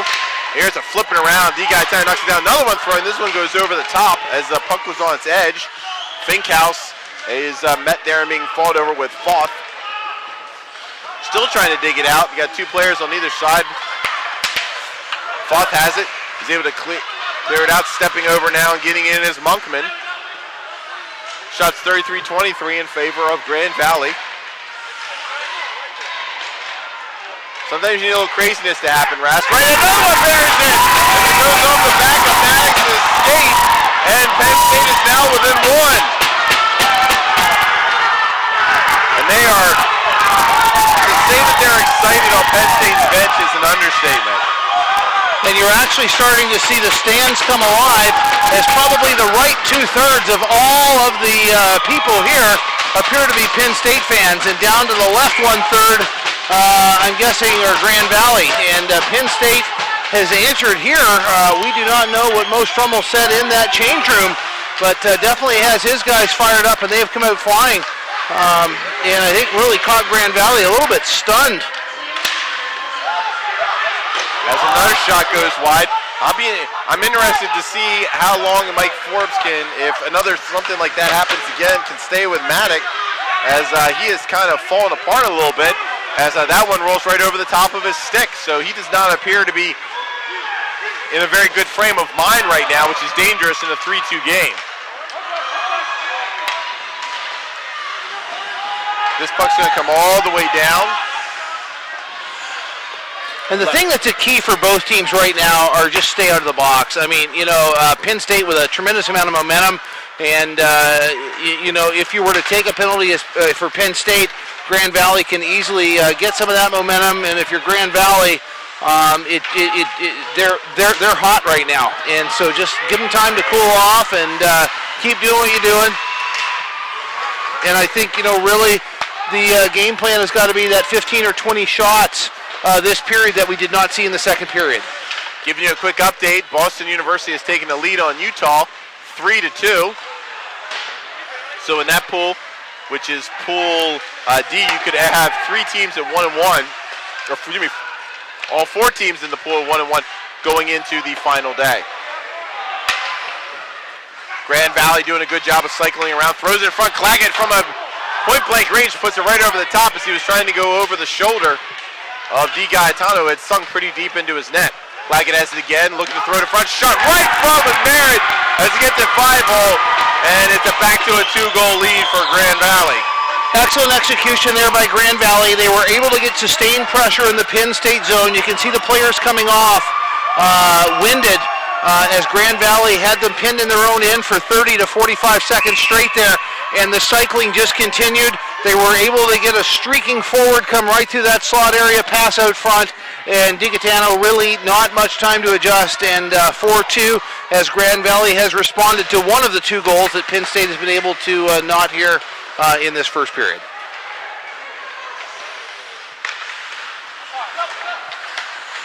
Puck being will now be dumped in by Singley. Merritt will play it around. Maddock gets it all the way up to Koleski. Now brought back in deeper by Birchler. Shot right off the shin pad. Brought right back down now to Hamilton. Digging around, trying to get it out there is Herman. Herman's pushed up against the boards, turned over, but it skips off the stick and out of the zone. There'll just be a long dump as Grand Valley will change up behind the play. And this is an interesting time of the game because both teams are very energized. Grand Valley there really, I think, almost like a possum getting hit and just kind of stunned after Penn State popped 2 quick ones in about 2.5 minutes early on, and then Grand Valley responding. And so both teams energized, Penn State after scoring 2 and Grand Valley after responding with 1. But really a high tempo here, and just going to have to see how things wash out. Penn State, this is the most that they have scored in this tournament, doubling their goal production from yesterday. So they try to throw it out. They do clear the zone, but they cannot hold on to it as Goodrich has it. Passes it up. It'll be trying to be dumped in right onto the stick of Lees. Over to Moscone. Now down into Urban. Urban tries to get through the pinch, and it comes around along the boards. Snagged by Finkhouse. Bringing it up now with some speed. Shot. This will be gloved by D. Gaetano. He's just going to hold on to it. 14:31 left to go here in the third period. 4-2 Grand Valley over Penn State. Penn State must get at least a point in order to be able to stay mathematically alive.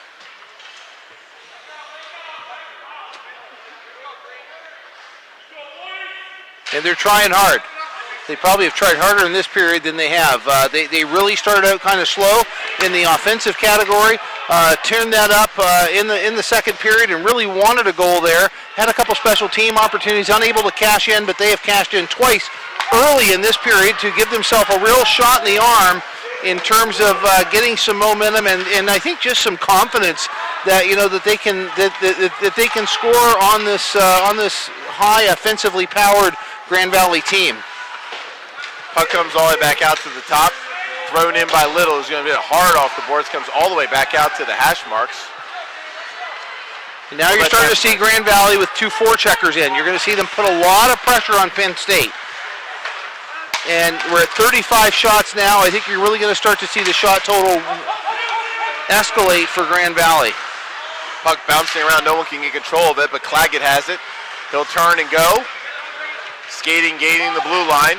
He'll try banging off the boards to himself, but he got a bad angle, so it's just be played up and out by Penn State. Coming in, skating under behind that is Forney. Forney trying to get through, and a good play there by Burnett to keep him from advancing with the puck. Comes back out to center ice. There, Herman will play it over there to Monzelli. Monzelli's shot doesn't make it in. Backhanded out. Here come the Lakers. Claggett has it. Step through. Big hit right at the blue line.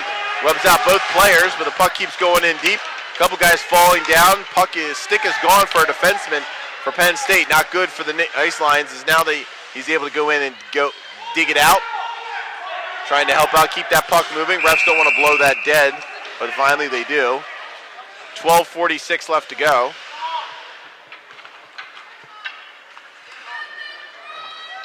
Face-off is going to come, to the glove side of the goaltender for Penn State. 4-2 if you are just joining us. It was 3-0, and we have seen 3 goals scored in about 8 minutes of this third period. That is really setting up to be a dandy.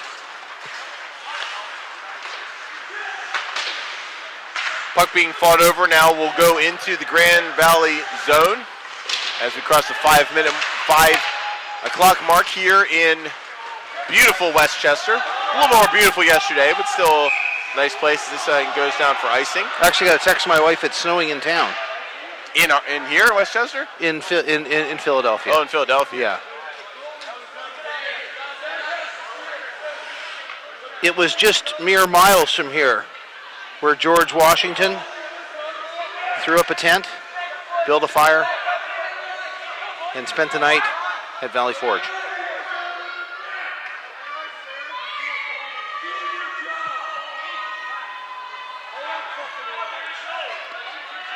A lot of chirping going on from the Grand Valley bench about something. It is now 4-2 over Utah with 1 minute left. That was an empty net goal, so it looks like there is going to be a 4-way tie in Pool D, which will make for very exciting games tomorrow. So Boston was 4-2? 4-2, yeah. Wow. Yeah. So 12:08 left to go here in the third period. 4-2 Grand Valley. As refs Grand Valley wanting a tripping call. Looks like just a couple guys connecting with each other. Wrapped around hard to Vincent. Vincent trying to play it off the boards, gets it out, but Grand Valley's just going to dump it back in. I think we're going to see a lot of dump and chase. Rasty is, at this point, I don't think Grand Valley believes that they can get that Penn State will be able to get 2 goals if they have to work their entire way back and forth. Puck comes across, banked off the back of Di Gaetano, and in. And that was just sheer speed and Di Gaetano not being able to keep up as he had to go cross that whole goal mouth. And now Grand Valley has answered with 2 goals in this period.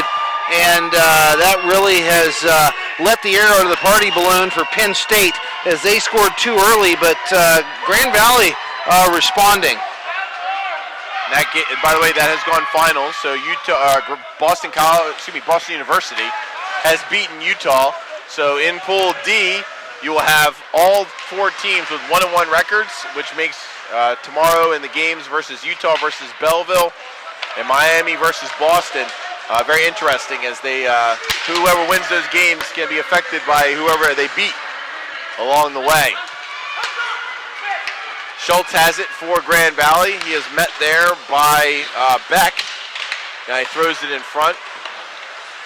And right now you can just see the speed and kind of the tenacity of Grand Valley beginning to take over in this game, as after being able to push within 1, now they're back down by 3 is the ice lines of Penn State.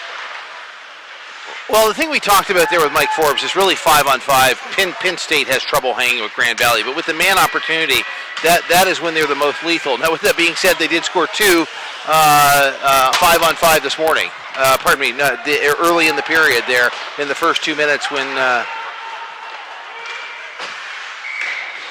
we had to look really at both of those. Were Maddock having a little bit of a mental lapse in his play as he threw one right into the stomach of a Penn State player who just watched it drop to his stick and buried it. and then a second one that banked in off the back of his leg. And I think regardless of whether Grand Valley is ecstatic or very frustrated with the officiating, they have got to this period just buy into let's keep investing, and we are going to get some payoff, and they've done that. Been a much cleaner period. Shot right on Di Gaetano, and he's able to stop it as it whacked off his glove. Coming down is Penn State. O'Donnell has it, trying to get some help there from Horgus. Still fighting for it is O'Donnell. Comes back up now. You got two guys right there. Horgus has it, waits for it, hits off the end of the shin pad, and goes into the corner. Burnett has it, takes a hack, and keeps on going. Trying to keep it in now, actually underneath his body. So you got guys banging around. Good call by the official there to stop that play. As we should be under 10 minutes and our final media timeout.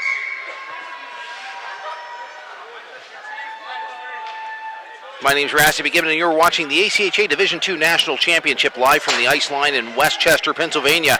We'd like to thank our third period sponsors, Pro Stock Hockey, Bauer Hockey, USA Hockey, Barron Championship Rings, who is the official provider of championship rings for the ACHA.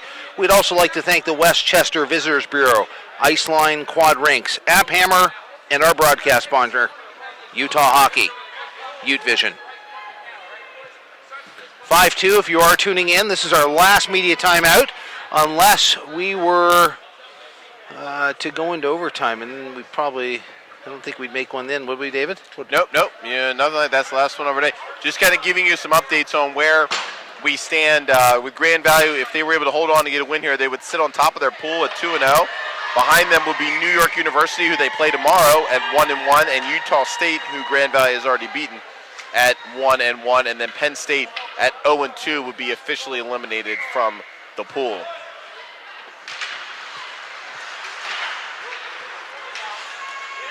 Puck is one forward and down deep into the zone of the Lakers. And we're going to get a stoppage play as we're going to get a hand pass, and we'll keep it inside of the zone. I'll tell you something, really, Penn State has been very stingy over these last 30 minutes of hockey as Grand Valley has been held to only 16 shots on goal. This is an unofficial total, but still, Grand Valley, who yesterday did have 69 shots on goal. Fantastic job by Penn State there, off of the face-off, coming in and getting a shot into the breadbasket of the Grand Valley goaltender, who is down and out on the white ice, cutting off any angle and keeping it 5-2 here with exactly 9:30 left to go in this third period on the second day of pool play. Again, Penn State trying to get that puck run forward toward Maddock. Grand Valley doing a good job of clogging up the shooting lanes. There, this one comes all the way back out. Sliding through and picking it up is Forney. Forney getting it caught in his skates, throws it across. Nobody home. And back come the Lakers. Losing the puck as it's hopping off his stick. Ends up on Schultz's stick. Shot right into the stomach of Di Gaetano. And a stoppage of play here. As some little pushing and shoving afterwards.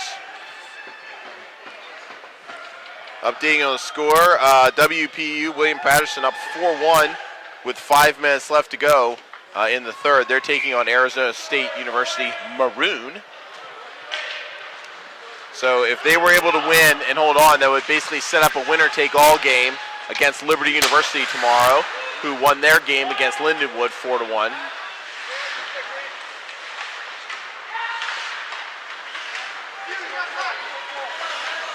Coming in now and throwing it all the way down on Maddock, and Maddock does a much better job of just covering the puck on that play.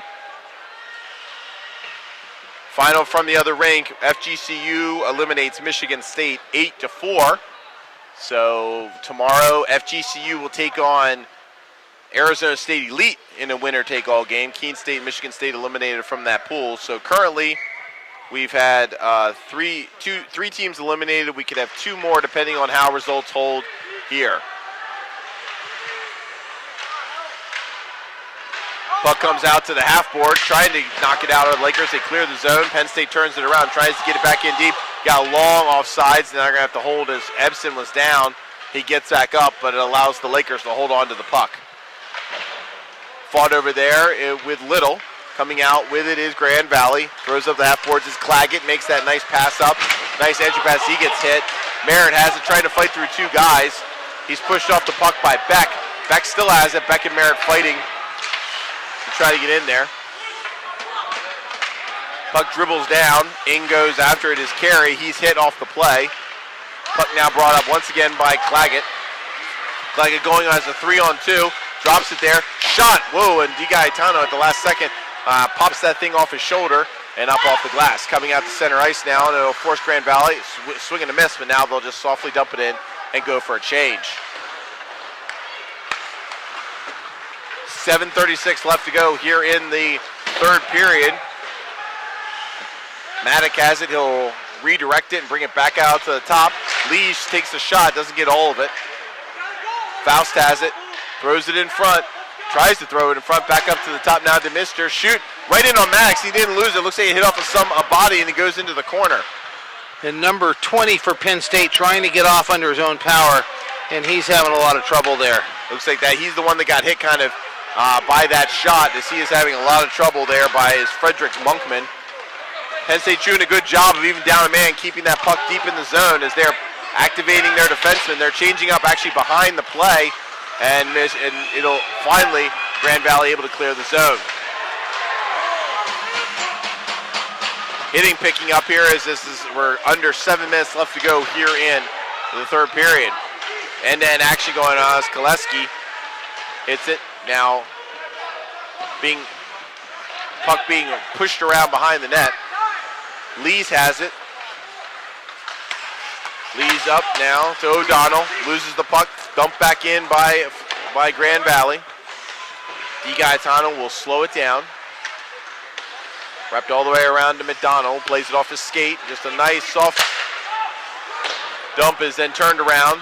So even when they're able to clear the zone, right now Penn State having a lot of trouble getting the control of that puck. As another turned away by DiGaetano. Anytime they get a chance to dump it or shoot it, if they're inside the zone, they're taking it. As Schultz plays it off the boards to himself, avoids a hit, avoids another one. Now he's got Rainey, tries to give it back to Schultz. It'll be played up in the air and over into the far corner. Rainey getting pushed against the boards there. Coming out with it. The ref actually acts as a deterrent for him. And then Penn State finally able to clear it. Ref says play on. There's a big hit laid in. Penn State or Grand Valley wants a hit from behind. They're not going to get it. A couple opportunities there as Max had to turn it away. Grand Valley coming out. They got 2-on-1 if they hurry. Throw it in front, right in on Finkhouse. Finkhouse top shelf where they hide the cookies, and he buries it. Great play there by Finkhouse in close as he had to get it from forehand to backhand, and he was able to get the last second up and tuck it up underneath the post. And he was really able to roof it there on the goaltender, who did his best to cover the bottom of that net, but just roofing it. And really, not the shot total that we saw at Grand Valley yesterday, but definitely the goal total. And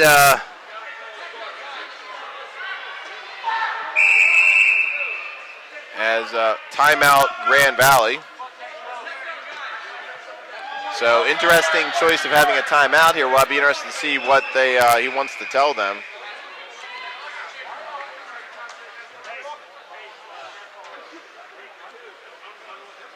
So Ras, we'll give you a little heads up on what's going on tomorrow. Games that are going on. Starting at 12 o'clock tomorrow will be Miami against Boston. Also at 12 o'clock, Keene State will be taking on Michigan State in kind of what we call a for fun game. Pride match. Pride match, yep. Yes. 12:15, Utah State and Penn State will be playing, and then at 12:15, Lindenwood against Arizona State Maroon, which will most likely also be a Pride game if the results hold. At 3 o'clock, Liberty will take on William Patterson, which looks to be a winner-take-all game. New York University against Grand Valley, which will be not necessarily a winner-take-all game, as the Utah State game will be important. But obviously Grand Valley will be in the driver's seat with a 2-0 lead so far.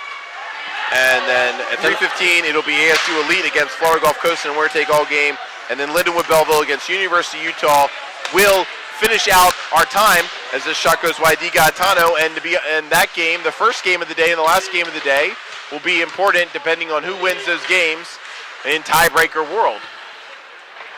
And you know the bad thing about having to work is there's actually some games that were really awesome to watch, you know what I mean?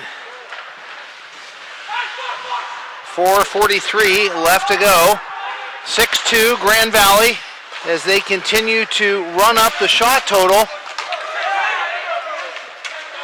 Pushing and shoving going on there between Penn State and Grand Valley right in front of us. Here's a chance as Vincent gets hit from behind.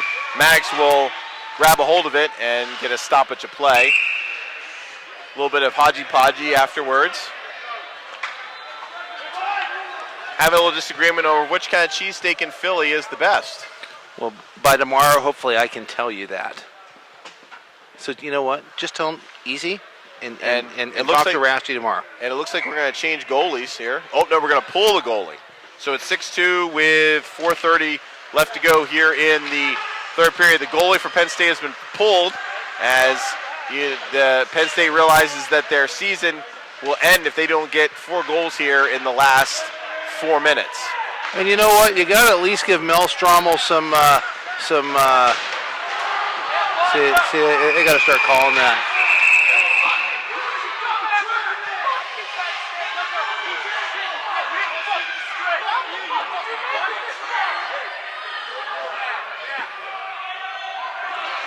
And it looks like we'll see what the ref decides to call here. Is Mike Forbes is on the front gate.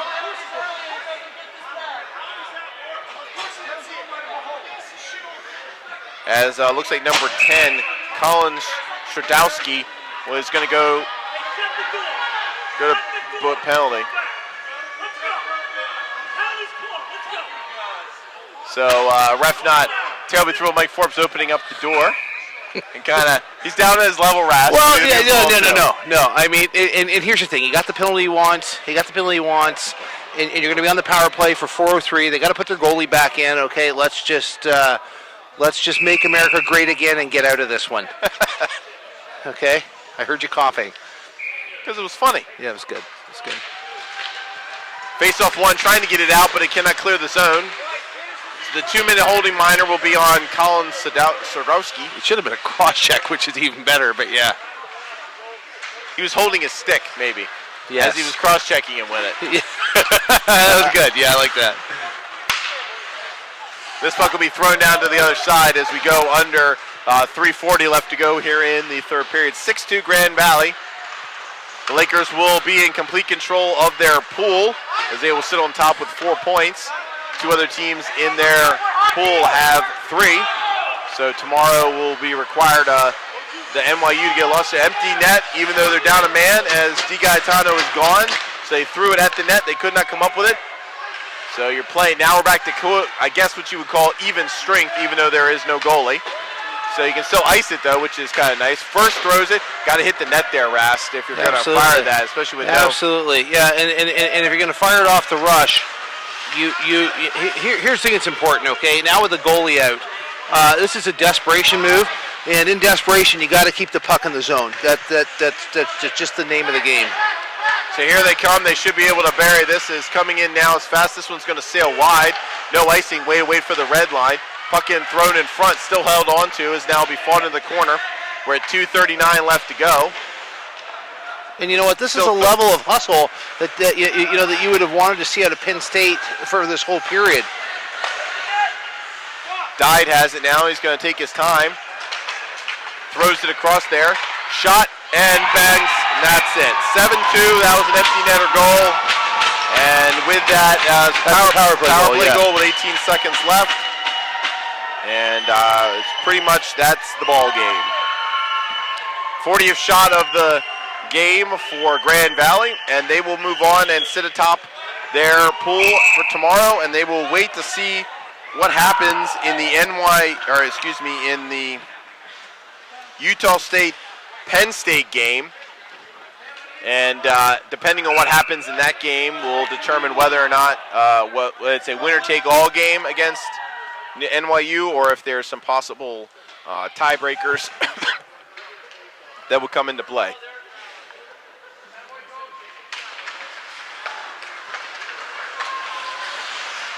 Face-off won by Penn State. They'll dump it in.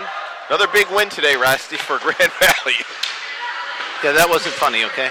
Yeah, 40-29 shots on goal for Grand Valley, 7-2 with an empty netter as in desperation Penn State pulling their goaltender initially at about the 4.5 minute mark, and really now it's just let this clock run out and I think try to keep guys out of the box and let's play let's play like gentlemen here for the last $1.48 and get to the shower. Yeah, now one interesting thing that for Utah State, with Penn State being eliminated, Utah State still has something to play for as they're in the early game. They need to get a win to get to 2-1 and hope that NYU can knock off Grand Valley and make it a three-way tie at 2-1, and then you see where all the tiebreakers lay. It'll be an uphill climb with the big win that Grand Valley had over Utah State yesterday. But as we've seen, Rasty, stranger things have happened. Definitely stranger things have happened. 1 minute left to go, just over 1 minute left in this period. Puck's going to come all the way down for icing. And they'll go back to the other end with 57.8 seconds left. I'd bench my player for that. Would you? Yeah, well, maybe you're sitting there, no pressure on you. You ice the puck. I mean, come on, buddy. Well, maybe they're hoping it hits somebody and you can just burn some time off the clock. And so now Penn State's going to call a timeout. So interesting choice where they call timeout with 57.8 seconds left. Everybody gets a breather. So 7-2, shots 41-29, Grand Valley. Penn State, actually a pretty decent effort through 22 minutes of hockey as they actually made this a game there for a brief moment, and then Grand Valley answered as Penn State had climbed within 3-2 at the early part of this period, had actually made it a game, but Grand Valley opening it up with 4 goals in this period, 1 empty netter. That was also a power play. And I think what really was the momentum was squarely on Penn State's side after that second goal. And to give up another one that really was on a turnover right in front really kind of took the wind out of sails. Even though it was only a 4-2 game, you could really tell that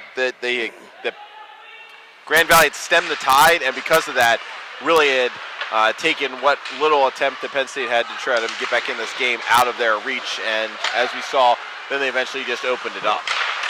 Lees takes another shot. Still being fought over. You have the top line for Penn State. A lot of seniors on that roster. Penn State will play tomorrow against Utah State at 12 o'clock.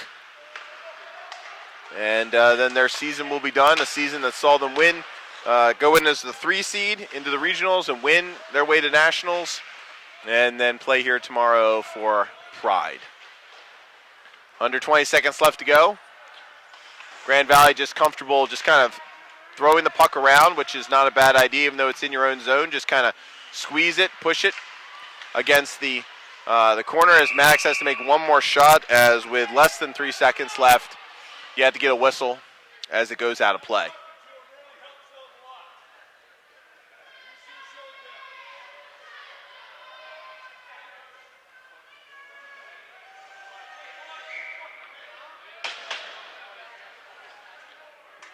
So faceoff will be dropped. That'll be it as it goes into the corner. And Grand Valley wins. A little pushing and shoving in the end, which is not unknown of at a game of this intensity.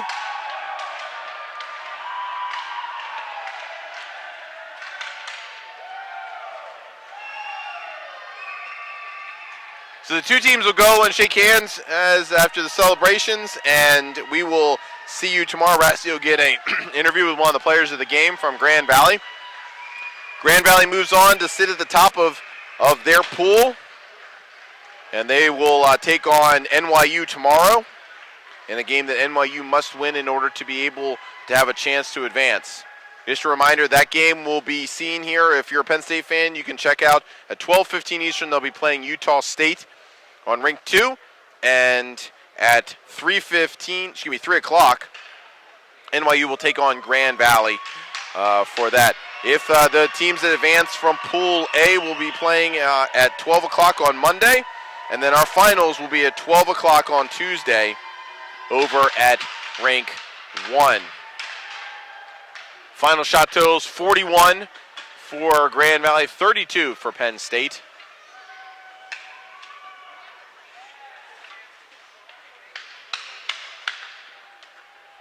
Rasty snagging his player of the game. It appears to be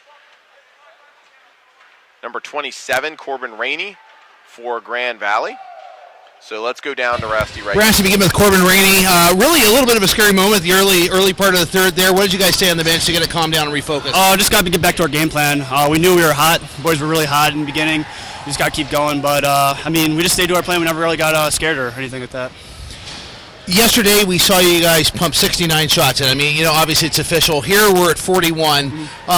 Were you at all surprised with the defensive play of Penn State? I think defensively and goaltending-wise, for the first two periods, they were pretty solid. Was that a surprise to you guys? Oh, no, we knew they were going to have a great D. They are a physical team. We knew there were going to be a lot of stick work and stuff like that. But I think 41 shots is pretty good on this team, especially for that.